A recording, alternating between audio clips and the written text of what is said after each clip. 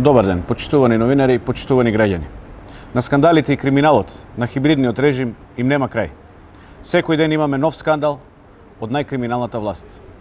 Овој нов скандал, кој е поврзан со Министерството за внатрешни работи и царината, ја дава целосната слика зошто Република Македонија е на 111-тото место на листата на индекс на Transparency International.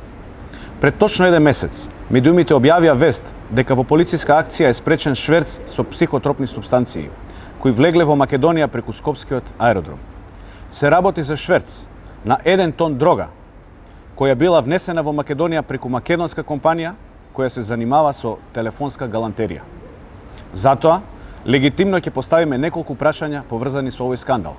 Прво, дали на 5 ноември на Скопскиот аеродром во делот на стоково царинење пристигнала пратка на чиј товарен лист и декларација било забележано дека станува збор за телефонска галантерија, а во таа пратка имало друга роба.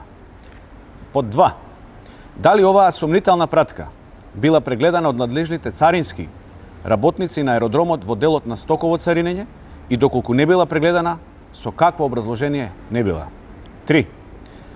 Дали можеби претпоставените на царинските службеници им дале устна или писмена наредба за да не постапат. Под 4. Дали царинските службеници кои биле одговорни за контролата на сомнителната пратка на барање на полициските службеници на 5 ноември, дале изјави со кои потврдиле дека царинската контрола на пратката од Дубај не е извршена врз основа на наредба на претпоставениот царински службеник, а 3 дена подоцна, истите под силен притисок, истата изјава целосно ја промениле. Еден месец целосен молк од страна на Министерството за внатрешни работи и Царинската управа за овој шверц. Цел тон дрога, незабележан од никого, од Скопскиот аеродром се упатил кон својата дестинација. Најзасегнатите во овој случај, јавното обвинителство, исто така молчат. Јавноста очекува одговори на овој случај. На криминалот и корупцијата мора да им се стави крај. За овој случај мора да има одговорност. Ви благодарам.